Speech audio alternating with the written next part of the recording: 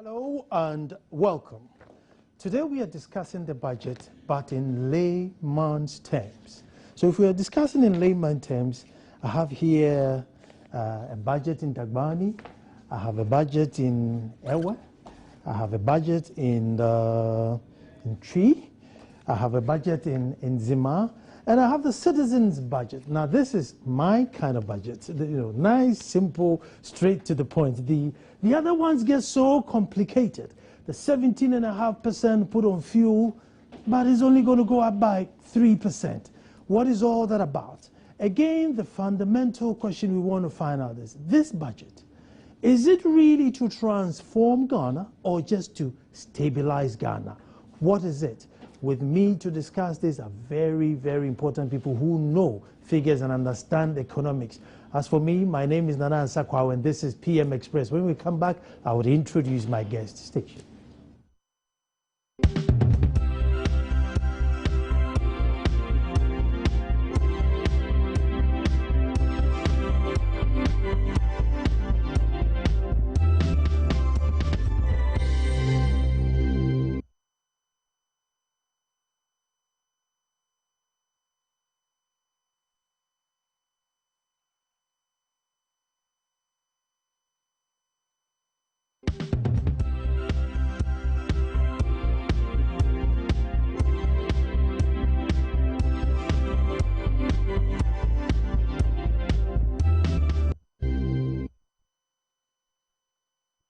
Thank you very much for staying. The budget in layman's terms, and with me to educate me and hopefully yourself. From my immediate left is the Deputy Minister for Finance, Mrs. Mona Kote. Mona, you're welcome. Thank you. And then our own brother, Dr. Theophilos Richardson, who's an economist and therefore understands figures and budget, and they're here to educate me. But we're going to start right from the basic, because I never knew there was a citizen's budget, and literally that's all it is. I mean, that's all we need to know. The rest, Mona, has this always been? Because I've never known about it.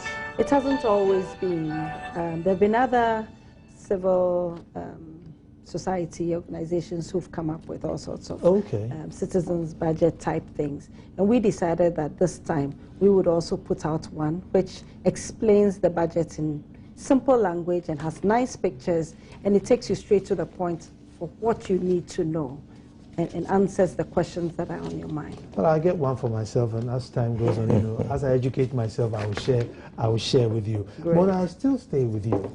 And I know there's so much, so we'll be touching on bits and pieces, but I want to start with the controversial 17.5% that's been added onto petroleum products. However, if you take something like petrol, it's only going to go up by 3%. So then the layman then wants to find out, has some taxes been taken out and then 17.5 whacked on, or you say you took 12.5 or 11.5 off, and how did it work? Yeah. So Nana, I mean, I would have liked us to start the budget from the beginning. However, it doesn't matter also starting from the middle, so that's fine. So what concerns you is the special petroleum tax that what was indicated in the Honourable Minister's speech in Parliament, and he referred to a 17.5% special petroleum tax. This tax is actually on the OMCs, the oil marketing companies. It's at the wholesale level, not at the retail level. So it's a tax that is on wholesale and not at retail.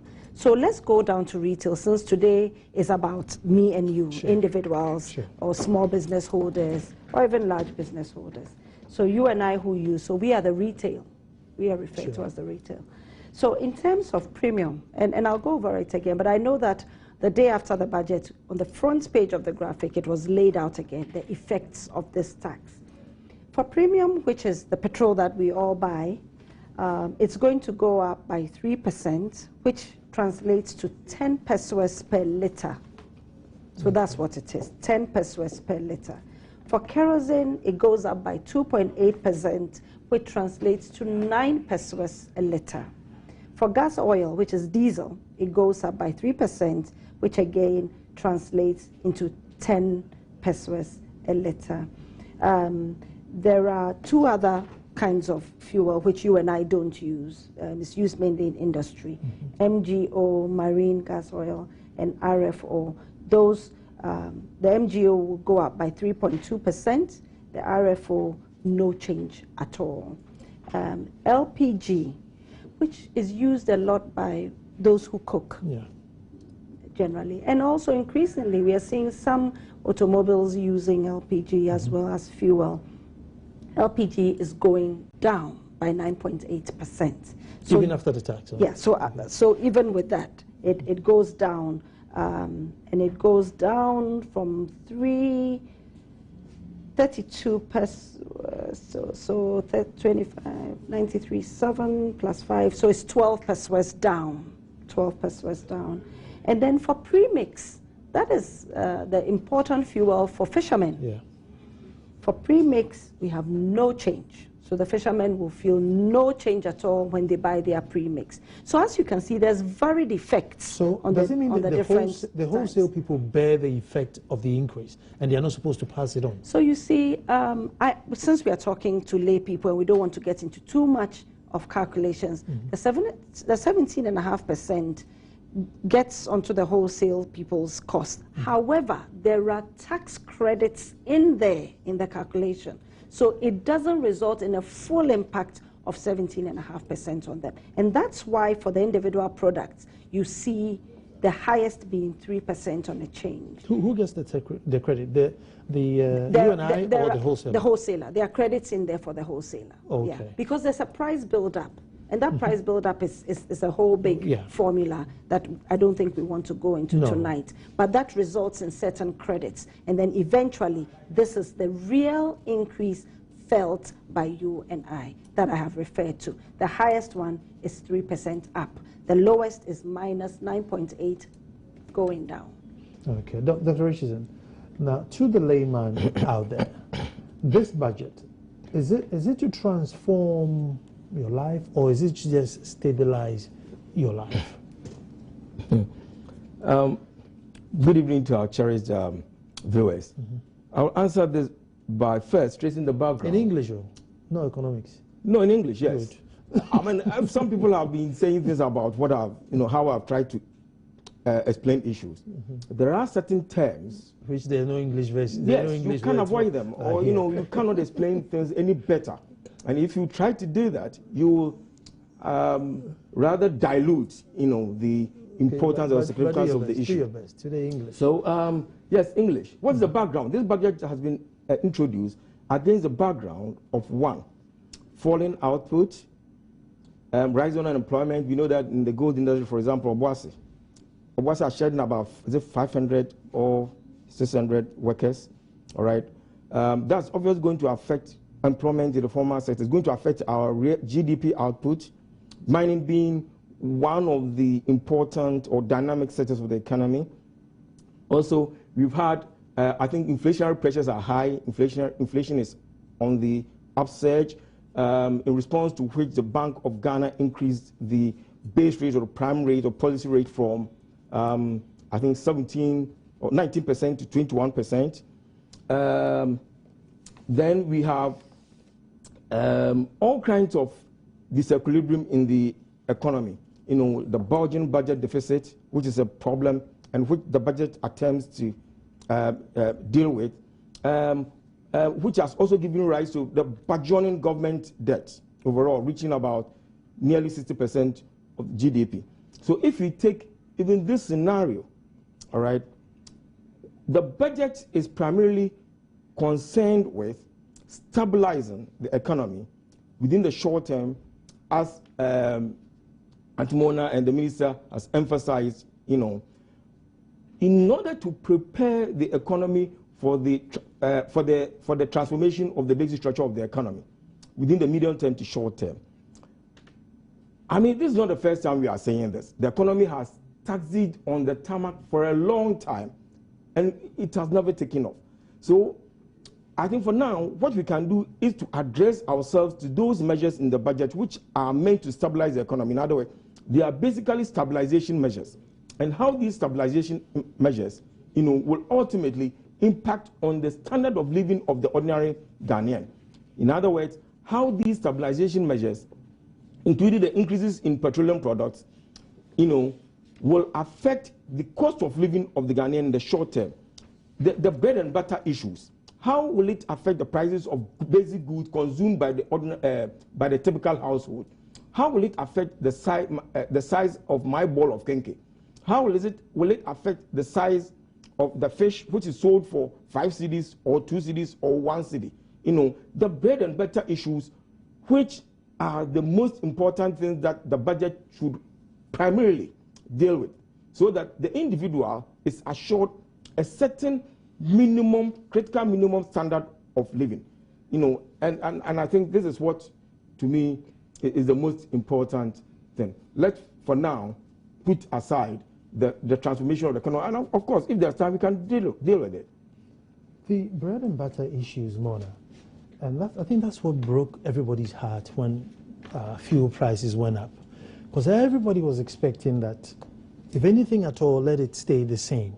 Because the government has been lucky that the cedi has stabilized, the price of crude had gone down, so automatically the margin that you get, increases. So if anything at all, just if you're not going to reduce it, just keep those margins. But to say, look, I'm going up by 10%, 10 pesos or 9 pesos or 40 pesos, everybody thought, no, that was wicked. That is the general sentiment. That sheer wickedness that crude goes down, fuel doesn't go down, but goes up, because we want to recoup money. So and a quick one, I forgot that point. That's one of the background, indicators, against which the budget has been introduced. Falling world prices, petroleum price, crude oil prices. All right, it's against this background we see a rise in petroleum prices, domestically. Okay. There is a paradox here. Nana, thank you for all the comments that you've made. However, I do want to place on record that there is no wickedness at all in this situation. I've listened to some of the things that you've said, and I've listened to what Dr. Richardson has said. If you listen to Dr. Richardson, he talked about the budget deficit. He talked about the macroeconomic instability due to some external shocks, gold price. He talked about loss of jobs and so forth. In addition, we all know that Ghana is currently a lower middle income country looking to become a middle income country. We also know that we are now oil and gas producers, and we do need certain level of infrastructure to be able to take this industry to another level so that we can enjoy the benefits of that revenue. If we start from the budget deficit, which is the difference between revenue and expenditure, and following on from what Doctor said, it is important that we fix this economy, we stabilize this economy so that we can begin the journey of transformation. Transformation is not an event, it is a journey, it's not a destination even. But as we go along, we transform. So it's not about just transformation, but it's about starting it. We need to start from somewhere, and this is a good time to start. In fact, there's no good time. So any time is a good time. So we start from now, working on that. So I liked what you said, Dr. Richardson, very much. And some of the things that you said, the budget deficit, is the reason why we need to mobilize resources, we need to control expenditure. So let's talk about resource mobilization. One of the ways is a consumption tax, which cuts across both the formal and the informal sector and reaches everybody. In order for the government to create an enabling environment for SMEs, the private sector, you and I, to do well, to enjoy being citizens of this country, and to enjoy good roads, reliable power, and all that, we need to have a certain level of revenue. Only a few people are paying taxes. Only a few people are mining gold or farming, cocoa farming, to sell for us to get non-tax revenue and to get tax revenue, these two sources. So how do we widen this tax? It's by getting more people into the formal sector so that we can identify them and be able to let them contribute their quota. Whilst we cannot yet do that because many people want to stay under the radar screen, we can reach them through consumption tax, through a product that everybody uses irrespective. So everybody uses petroleum for one reason or the other. But even in doing so, Nana, and this is where I want to address your wickedness, there is no wickedness here. Even in doing so, we were careful that the increases are minimal for those who use petroleum and diesel. But for those who use LPG, and that's for mainly cooking, even though people have used it for moving cars too, that has gone down. For fishermen, premix oil, that has remained the same. So we've been careful to make sure that the impact is not as negative. Therefore, there is no wickedness, and I want to just make that clear. Again, going back to resource mobilization, as I've said, this is what we need to do, the things that we must have in place to enable private sector, SMEs, and businesses to grow and for you and I to enjoy our lives. If we don't have this resource, we cannot even spend. So I like what Dr. Richardson said about budget deficits and externalities. Now, with respect to expenditure, because one would say that, well, if you're not making enough, then perhaps you should control your expenditure. But it's key money, and we do so either through taxes or through cocoa's sales. So if you noticed, as cocoa prices have done well recently, we were able to give the cocoa farmers better pricing, and they were excited. You saw it in the newspapers. So where we can give, we give as a government, and we do well doing that. Where we have to take a little bit in order to give a better future, and it's not so long term, but just medium term, improve the roads, health, education, port services, reliable electricity, and all that, we up it a bit. If we maintain the status quo, how do we improve? How do we maintain? How do we add on power generation so that you can have reliable power? So all those are important, and that goes into borrowing. And I know you mentioned that we are now borrowing, and the budget did say 60.8% of our GDP. We are borrowing a lot. And we're borrowing a lot because we are not making enough revenue from ourselves. We are not contributing ourselves, which is equity. We are not putting in any equity. There are lots of people in this country. We are 25 million. More than half of this number is not paying tax in any form. In fact, of the 25 million, only 1.5 is paying. Can you imagine 1.5 carrying the whole? That is but paying then income taxes, you mean? Paying income taxes, paying corporate taxes, paying all the different types of taxes. However, there are people who contribute indirectly, our farmers, our market women, and so forth, who even pay flat rates. So on the expenditure side, we do need to control debt levels, of course, but we can only bring that down if we have equity coming in, or the new debt management strategy talks about commercially viable projects. Very soon, we should look at the projects that we bring online and make sure that the cash flows can support their debt servicing. And it's not for the taxpayer or for government to carry that debt servicing anymore, because we are struggling with debt servicing. In addressing that, we are looking at moving out of the short-term expensive debt that government has into longer-term cheaper debt. So we'll change that profile, and it's changing from now. That is one of the work that is going on. We also look at wages and salaries that government bears, and that is for some 500 or so thousand people, not for the whole nation. For just that number of people, we have a high wage and salary bill. We're working on rationalizing that. We've started to work on getting ghost names out. We've started to work on getting people who don't have bank accounts, perhaps they don't even exist, or they're not working there, out of the system. Comptroller Accountant General has done a lot of good work trying to weed out some of these numbers. And so far, we've been able to bring the wage and salary bill down from 70% of revenue to about 57, 58% of revenue. So we are seeing the impact. It's beginning to work. You know, sometimes in your difficulty, you turn in and start to look at where you can make cuts. We all do that.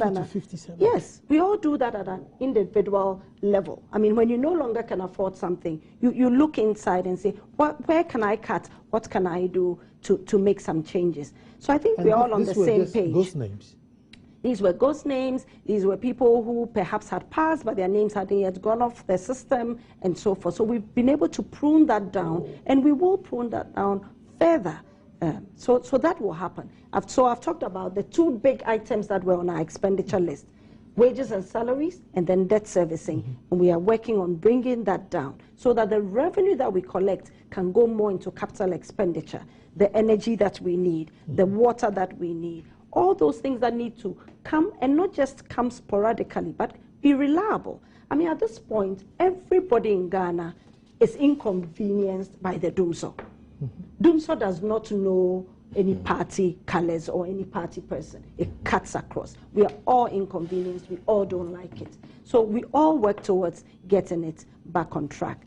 Again, what government has done is that instead of government taking on all the liabilities, whether contingent or real liabilities, we've set up the Ghana Investment Infrastructure Fund to take care of some of these big projects that are necessary. For example, we all know that the US was built on the back of the railways, moving things around.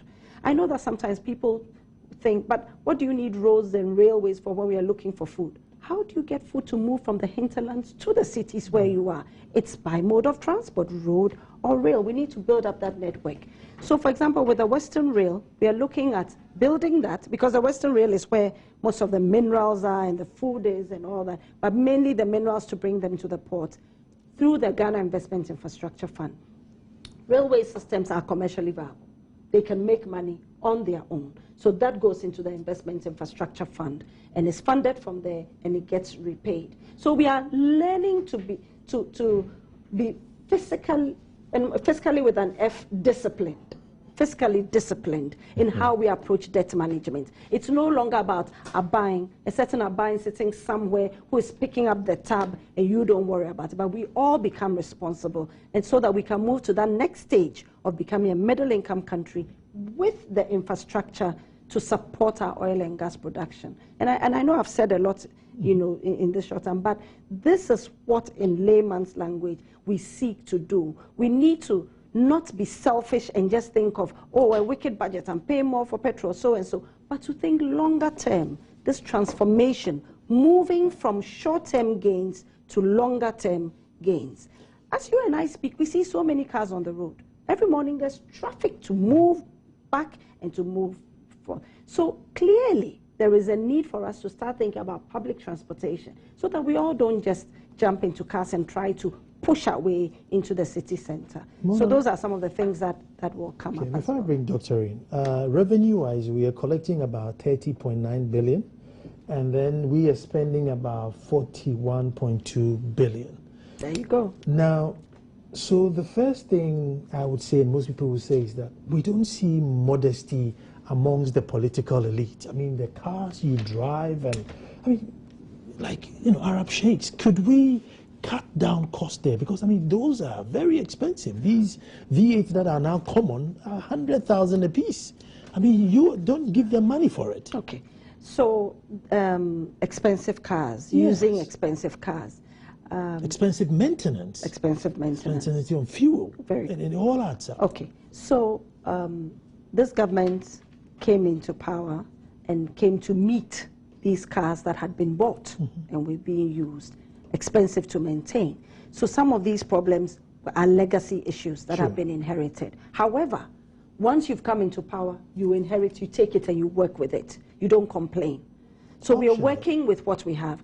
As we move forward, we are phasing out these expensive cars. We are buying less expensive cars, but not compromising on quality. No. Because lives are at stake, there are journeys to make. It's not about Accra, Kumasi, or Tamale, it's about the hinterlands and being able to go out to those hinterlands. So we're addressing that. For example, I use a Prado to travel if I have to leave Accra and go into the hinterlands. And for within Accra, I use a small Toyota, a very small Toyota. It's not even a Camry. It's a small Toyota, and I'm a deputy minister. In my private life, I've worked and I may buy other cars to use, but that's not a burden on the government. But with government resources, I'm using, and then I also have rations of fuel to be able to move around on government business. And to be honest, once I've used up those rations, even if I'm still on government business, I just use my own. I know ministers who have ministries that perhaps their ration for electricity is over because it's prepaid meter now in all the ministries. It's not credit, it's prepaid. And when that gets finished, they take money from their handbags or their purses and they buy electricity so the ministry can run. So you now have a new crop of politicians who invest in a better Ghana. And therefore, this perception, and it is only a perception, maybe used to be the case, But today, it is not the case. It is just not the case because of the way the system is now set up. Dr. Theophilus, I'll bring you in because I know you have a lot to say. Let me first make this observation that I'm delighted that you are with us tonight.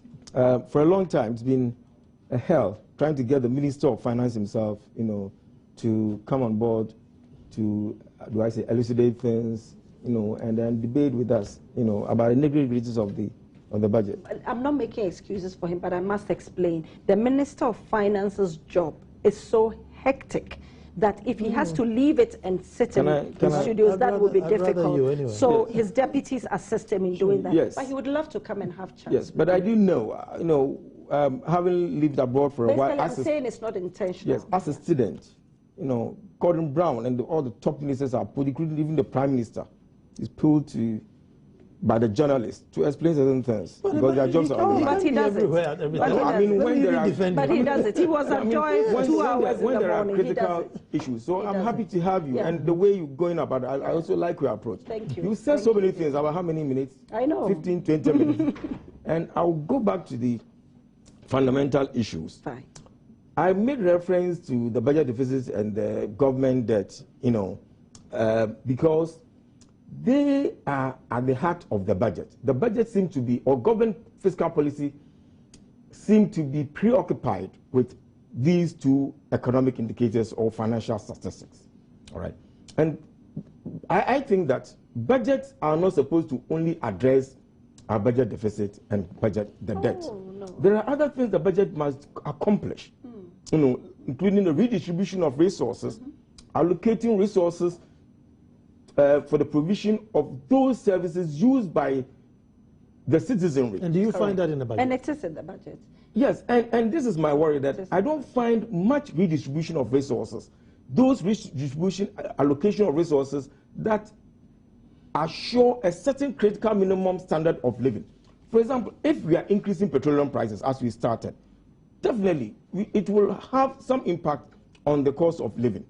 All right, the cost of living index will go up. As I did indicate, there are already inflationary pressures, and I'll come to how even the budget is being the government so attempts. let me take a break, and then you come back to so that you have a long stint of explaining. So stay tuned. We're coming straight back.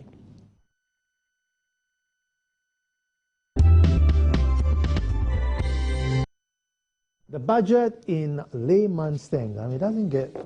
There's no layman about this budget. So there isn't any layman about this budget. It's as technical as it gets. But we're doing our best. We're doing our best.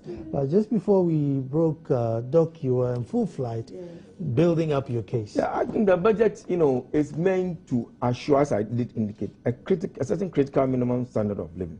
It's about the price of the bowl of kenke, I eat. Yeah, you said that in your first submission. Yes, and this is, the emphasis, the preoccupation or obsession with the budget deficit and government debt. I wouldn't say it's no obsession. It's there. No, yes, but this is not what we should seek to do in the whole budget. Although it's a 3-year rolling budget, and the way we are going about it. What I was saying, that but if you don't do that, and it's only part of the budget. Let me put it this way. The budget is primarily concerned or principally concerned with stabilization. All right, and there are certain measures have been put forward to stabilize the economy. Yeah. And these are mainly tax. It's by tax finance of the deficit, and then issue of bonds. That's government borrowing, and both of these have got serious implications, not only for short-term standard of living, but even for the real economy. Our output in the output of the economy, GDP growth in the medium term to long term. And these are some of the things that I want to spend some time on. Okay. In the first place, if government increases taxes, especially indirect taxes, to finance the budget deficit, what it means is that the prices of average price level will go up. All right. So, real quality of life will fall. In addition to that, though the government must also ask itself whether it will get what you call the tax yield. All right. from indirect taxes, yes, you may get the tax yield. But because of the effect on output, people cannot buy, aggregate demand, people cannot buy, and therefore you may not realize your projected tax revenue. Outputs are going down, your tax revenue is going down. So it may set up a spiral, of recession, deflation and recession. And these are the things that have been pointed out. They have tried to explain this by suggesting that the fall in output is necessary in order to achieve the medium to long-term goals. That has to do with the disabsorption approach. In other words, they are trying to prop the deficit by reducing the amount of resources we use in the economy, so that they reduce the level of economic activity. This is one approach. It is not a necessary condition. We can still deal with the deficit without reducing the level of economic activity, output, and employment, and all those things. And these are some of the things that we have been doing all this while. We have been trying to deal with the deficit by increasing taxes and then borrowing from the public. That one also has a problem in the sense that it could affect the real sector of the economy by increasing the interest rate and reducing wealth. Where people have talked about this thing, they call it the crowding out, financial crowding out. In fact, it has to do with the tax element, the tax financing of the budget. Okay, where as a result of the tax measures, the expected increase in output, is dampened by the effect of the taxes, not only on aggregate demand but on overall output. And I think we must take another look at the way we have tried to finance it. Give me one suggestion how we should raise the money. You see, give me one suggestion. Madam talked about revenue and expenditure. We rather move from expenditure to revenue.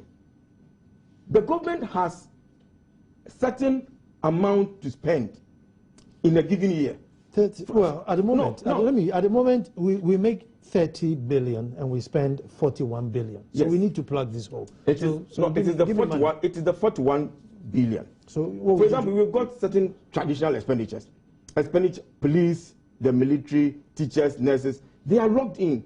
And at the end of every financial year, for example, if we take 2014, we know that the government at the end of the year, throughout the year, you spend this amount. They are traditional expenditures. And so you should expect that all things being equal, I would spend the same amount, if not higher, next year. All right? Then the government seeks to find out the resources to spend. So we must first look at expenditure, as you rightly pointed out. Whether we can, they are saying rationalize the expenditure, cut down the expenditure so that we get real value for money. All right? Before we look out for that, because your ability to raise tax revenue also depends on the size of the economy. That is the output. This is an economy which is trapped in low-level equilibrium, so much so that there is such a huge potential, to be achieved, and yet since 1983. So you would go for reducing expenditure. Let's move from that, perspective, and even from the perspective of aggregate demand. Which means what? In other words, if you look at aggregate demand, in other words, the growth rate of the economy or the growth potential of the economy, there seems to be some misunderstanding or a lack of clear understanding of what we call the budget deficit or the fiscal gap. That the difference with what we call the GT gap, government expenditure, government revenue gap. All right. When there is, it's good for government to spend. Let's assume that for 2 years or 3 years consecutively. No, but you still haven't given me money. What money? I'm saying that we're collecting 30 billion and spending 41 billion, and we need to plug this gap. Now, what government is doing is that, look, I'm going to take some money from fuel to, it's not going to fill the gap, but at least cushion it. And you're saying you disagree with it. Yeah, what I'm saying is that to plug this gap does not mean that you must increase taxes, because that has a dampening effect on the growth potential of the economy. So you would go for reduction in expenditure? Go for reduction in expenditure. Oh. Okay? And even the taxes. Increasing indirect taxes, it has been proved, there's empirical evidence that increasing indirect taxes, has a deflationary effect on the economy. In other words, people spend less, so you don't make the money. Exactly. You don't increase output, you don't increase. And Madam has said a lot of things. I'm saying that that's the way we have tried to stabilize the economy since 1983. we have not achieved the desired results. So we must take another look at how, we stabilize the economy or we deal with the deficit. If the government is spending, it may be a stimulus to economic growth. It depends on what the government spends on. If the government is spending on capital projects or social overhead capital, that may induce the much needed, what we call the crowding in effect, food production and all those things. But it depends on also the amount involved. Okay? So we seem to have been doing the wrong things for all this while. Always taxing to see if we can make money. Exactly. And then people stop spending. And people don't stop spending. I mean, they reduce. They reduce spending. Okay? And so we are trapped in a kind of a cycle of crisis. The crisis that the ERP, Economic Recovery Program, which was basically a typical IMF stabilization policy attempted to deal with, has not gone away. Let me get Mona to respond to this. Mona, so if you put prices up, we will stop spending, because instead of me buying my normal 3 gallons, I will buy 2 gallons. So then you don't get the money that you were projecting to get. Therefore, the whole size of the economy reduces. If I explain, so are you trying to slow down the economy? So, what is the trick? Nana, and I thank Doctor for trying to explain the situation, the history, and I was hoping that he would come up with some solution too, because it's all about solutions. Some solutions. Yeah, and I'll give you that chance, of course. But Nana, even when we spoke about the GDP growth, we showed that the Ghana Statistical Service had given us some provisional numbers. So the GDP growth for 2014 was 6.9. And then we showed that we're expecting 2015 to go down to 3.9, and then the subsequent year, by 2017, go up. So clearly we are expecting a contraction of the economy before it goes up.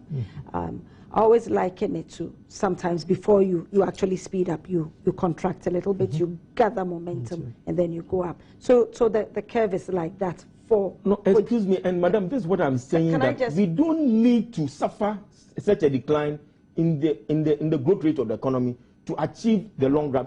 And we are doing this because this is happening because of the way we want to stabilize the economy, the approach to stabilization of the economy. Dr. Richardson, we are talking about projections. We are not saying that is what will actually happen, but this is a budget. A budget is a planning tool. Sure. It guides you as you move forward. Sure. So if I can just finish, Okay. This is not quite short-term.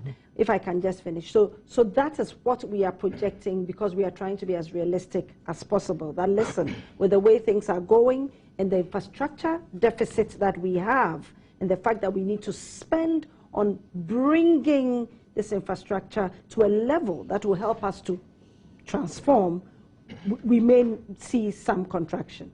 Now, in terms of tax policy initiatives that we've taken, the special petroleum tax seems to have taken over a life of its own and become the biggest thing. I mean, even this evening is the first thing that you mentioned, and I've explained to you that in actual fact, its effect is not as big as was projected. Let's not get caught up in that 17.5% number. It translates differently. There are other tax policy initiatives. Some of them are reduction in taxes for the private sector, for the SMEs. For example, we talked about the removal of import duties and VAT on paper so that our exercise books and our textbooks can be cheaper. Inputs on making farming implements so that the farmers can have cheaper output. So that is there. We're looking at import duties removed on smartphones. And I know one is thinking about smartphones. Smartphones have become very important in everybody's life. You even see a groundnut seller holding a phone. People are now even moving more from voice into data. Now, in the small and medium-term enterprise space, communication is becoming very important. Everybody's finding some way of communicating, whether for marketing purposes, for procurement purposes. So all that is happening. The world has changed, and we must change with that. So we are taking import duties of that, so that a lot of that. In the area of health, and again for SMEs, we are taking VAT and some import duties off some imports for health, for medicines and for drugs production.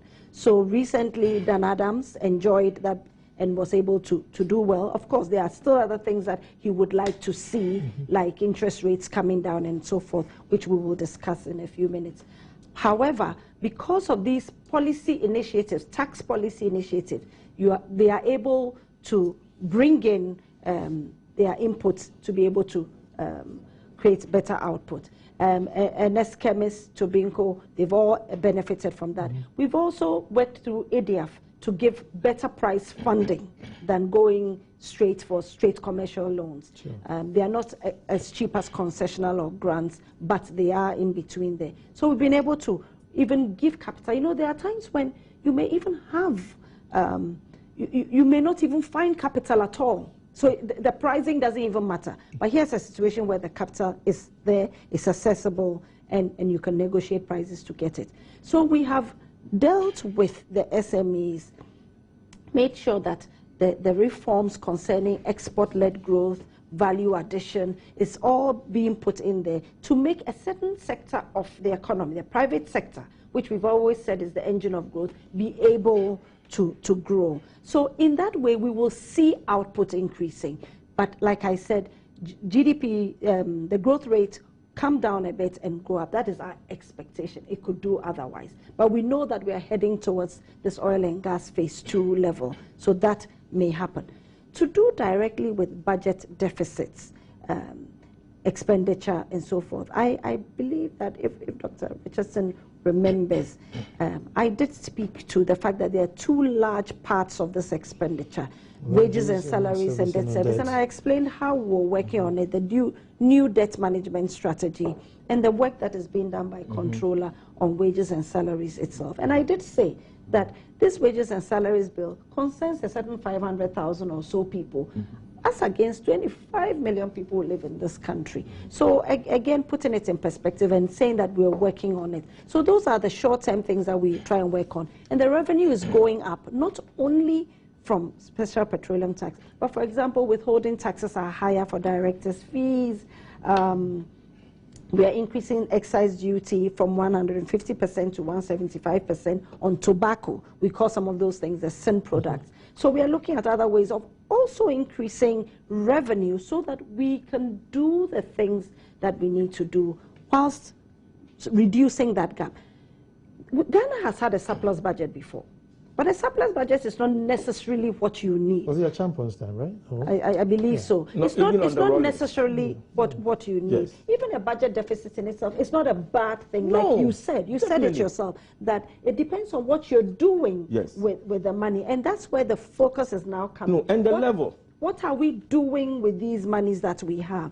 And in the budget, when you do get a chance to examine it critically, you will see that we went through the different sectors and we spoke to the different things that will be coming online by end of this year and the things that will come online 2015 and how we've prioritized, because there's only so much money that you have, and how we've prioritized to make sure that we bring on the important things that will get this economy up and running into the transformation part of it. I'm going to take a break and then I'll come back to you, and then when I come back I'll get you to talk. And then one of the areas where there was a lot of growth was mining, service industry, and the oil industry. That's where there's a lot of growth, and that's where we have the least shares in as and then even agriculture too.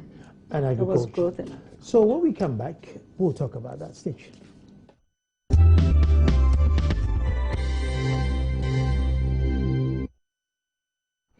Well, I hope it's layman enough for you, but we are trying to discuss the budget as to how it feels. Maybe you're going out there to look for a job. Maybe you have your small printing press in Newtown. And how is this affecting you? And I think sometimes we let perception get the better part of us. So we are just trying to find the nitty-gritty of it. And I'll get Dr. Godok. Now we have 6 minutes. I'll give you 3 minutes. I think Madam has spoken more than I have. They have. Who's counting? Well, it's all right. Let me make this you can take all my time. The budget, the government economic and financial statement or policy, which is a 3-year rolling budget, or document or whatever it is meant to address 2 critical issues. One, consumer spending. And consumer spending is very important, or critical to economic growth. More than that is capital formation. I do agree, and I think there's a consensus that investing in roads, railways, is critical to long-term economic growth. But these are merely social overhead capital. They are prerequisites, to development. They are not development. When we talk of investment, then we mean capital formation. And by capital formation, we mean investment in machines, factories and machines. And that, if we had time, would have taken that into the sector-specific policies. For example, industrial policies. There's no time. So there's no time. Yeah. So I'm wondering, well, in spite of all the good things, the concession to farmers, the removal of import duties on markets, pharmaceuticals, these are good things. I'll commend you for doing that. But these in themselves will not, in the medium to long term, bring about the structural transformation that we all design, we have been talking about. Unless you manufacture them. Yeah. What is more? But they are. No, we have been talking about percentages. We have reduced this by this percent. We have increased. What we need are the actual figures in cedis, pesos. We do not chop percentages. We chop cedis and pesos. By how much is petroleum prices going up? I thank you for doing that for us tonight. 10 pesos. In Britain, when the budget is read, they quote things in pesos, pence. 2 pence out of this, 2 pence. This is why I talked about redistribution of resources. How are we cushioning the poor? We have a ministry for social protection. What kind of social protection are we providing for the vulnerable and all that? And I have not read the budget, but from the generality of statements that I've heard, I don't think we are dealing with that as much. What the budget is supposed to do. About structural transformation and the gift fund. Madam, we have had road fund for a long time. I'm wondering whether there has been any proper accountability, for the road fund. How much has flowed into our road fund so far? I pay, every morning I pay 1 cedi, every evening 1 cedi in, I travel from Winneba. I don't know how much has been collected as road funds, and how much these monies are being made use of. We have also borrowed heavily. And it is the external borrowing which is creating much of the problem for us. Madam, if we owed even 100 million, let's say our domestic debt to GDP ratio is 80%. Do you want her to answer all your questions? No problem. These are issues I want to address as an economist. No problem. It is external borrowing, external debt, because of our limited capacity to generate foreign exchange. And one of the requirements we must satisfy is to achieve self-sufficiency in foreign exchange. We have not been able to do that. On top of this, we have energy crisis. And if you have energy crisis and you are racking up taxes, I'm afraid, however laudable your medium to long-term goals may be, I'm afraid you may not be able to achieve them. And I say that without any malice. I'm not a politician, as an economist. And in our spare time, in our off camera, I may be prepared to provide certain perspectives, alternative perspectives. Okay, let me get Mona to respond to that. Okay. Energy crisis and increasing of tax. Okay, so Nana and Doctor, really, because of time constraints, I'll just want to wrap up. I want to say that, surely there's a lot of good that can come out of Ghana. We have a fundamentally strong economy. We are rich in resources. So we have gold, we have cocoa. Prices are volatile, they may move back and forth. We'll have issues, even volatility, with our revenue and our expenditure. We have good manpower. But are you saying we are fundamentally strong? We have a fundamentally strong economy. I thought fundamentally we were Godisberg. No. We have a fundamentally strong economy. I remember you talked about leakages and so forth. Sure. If in the ideal world we could plug all our leakages so that all our revenue that should come in comes in, and we're able to control our expenditure, wouldn't even have a deficit. And we've proved that before. But more importantly, I think that what I want to say is that this budget is a start, and I'm praying that Doctor will get a copy and be able to go through where he will see all the things he mentioned in this budget. He talked about social protection. That is a big thing for this government, especially as we continue our negotiations with the IMF. The LEAP program, a targeted social protection program, has done very well, and we are so glad. And we're going to continue to look at targeted subsidies and social protection programs, so that for any difficulty that there is also a buffer. I think that when you read the budget, you will see the good things that are being put forth. You will see the tightening things, the fiscal discipline that needs to take place so that we can move forward. It is in the budget, and you did say you hadn't read it. So I pray that you find the time to read it. And I think that if we all read this budget, and we even do some of it. You don't have to do all of it, but we all together try and get some of it done. Okay. Revenue, expenditure, whether it's capital expenditure, operating expenditure, we will make progress in this country. Okay. One last point, I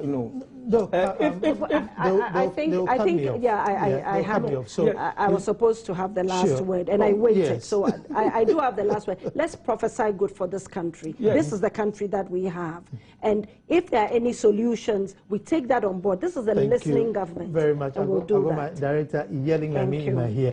Folks, thank you very much for watching. But it's Thursday, 2 p.m. on Joy FM. Don't miss it. That's my opinion. My topic, red or dead. In fact, do you actually care who provides you good water, good roads, and good schools? Yes, you do.